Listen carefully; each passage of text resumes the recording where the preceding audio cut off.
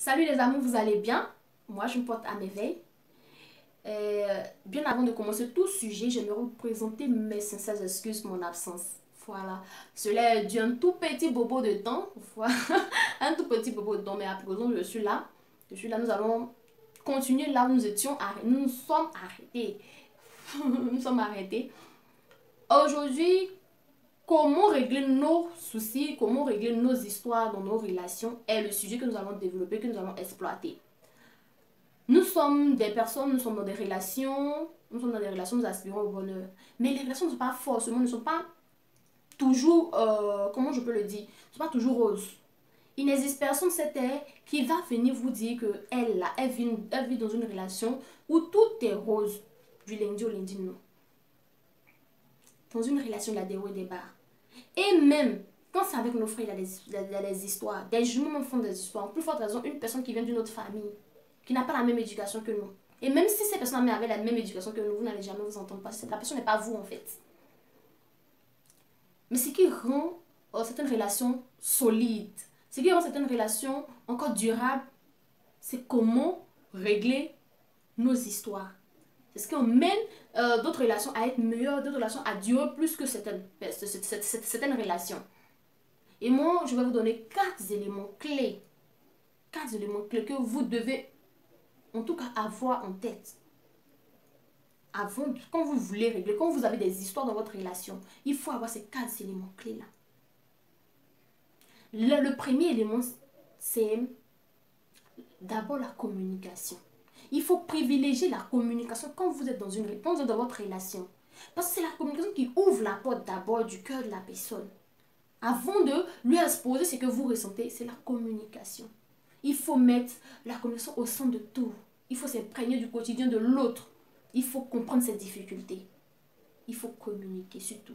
Quand vous devez sortir, aller quelque part informer, c'est vrai qu'on ne peut pas, entre guillemets, expliquer tout ce que nous faisons en journée à notre concubin, à notre conjoint, mais on peut lui dire l'essentiel. Et ça aussi, ça fait partie de la communication. En un deuxième temps, lorsque nous avons des histoires avec notre conjoint, il faut d'abord trouver l'heure à laquelle, si on a quelque chose contre notre conjoint, l'heure à laquelle nous devions nous asseoir pour communiquer, mais nous devons nous asseoir pour régler cette histoire. Ça compte. L'heure compte dans cette histoire.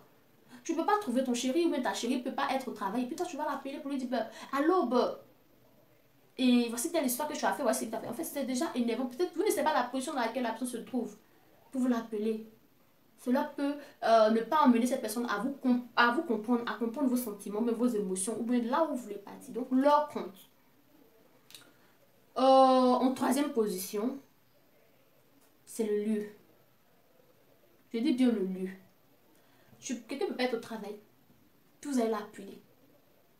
Vous lui dites, voici telle chose que tu as eu à faire hier. Ça n'a pas plu, j'ai pas aimé. Voilà. Pendant que la personne est au travail. Le lieu compte. Raison pour laquelle, dans une maison, il y a une chambre. Et même quand c'est un studio, il y a un matelas, un lit. C'est pourquoi ils ont créé le lit dans un studio. Parce que le lit est le lieu, non, c'est pas seulement un lieu pour dormir, mais pour ce que vous connaissez, non. C'est le lieu là où on peut régler tout, parce qu'on a mangé, on est rassasié, on a l'esprit là qui est posé, donc on peut tout expliquer. Dans la chambre. En quatrième position, ce qui doit primer, c'est le ton que nous utilisons quand nous devons faire des reproches à nos conjoints. Que ce soit la femme ou l'homme, il faut trouver le ton. Parce que c'est ce que tu fais sortir ta bouche qui pourra amener l'autre à t'écouter si cette personne... Tu peux amener l'autre à être disposé à t'écouter. Si tu commences d'abord à exposer ton problème avec un ton de colère, un ton de rage, il est fort probable que cette personne ne t'écoute pas. Alors, utilisons le ton. La meilleure façon, c'est connaître le ton avec lequel on doit parler. Le ton, c'est ce qu'il faut. Parce que moi, je ne peux pas trouver quelqu'un qui lui dit, hey, toi là, tu m'as fait ça. En fait, avec un ton de colère, franchement, c'est pas... L'autre ne peut pas t'écouter, en fait. L'autre ne peut pas t'écouter. Donc, cher amour, ce sont ces éléments-là que certaines personnes, disons, dans leur relation, ont usé, ont eu à mieux coordonner, mieux mettre ensemble et avoir une bonne relation. C'est ce qui fait qu'aujourd'hui, d'autres relations durent. Dans la prochaine vidéo, nous allons essayer de décortiquer ces éléments que je viens de citer étape par étape pour mieux comprendre. Tu as aimé ma vidéo, abonne-toi, like, partage. Je compte sur toi. Bisous.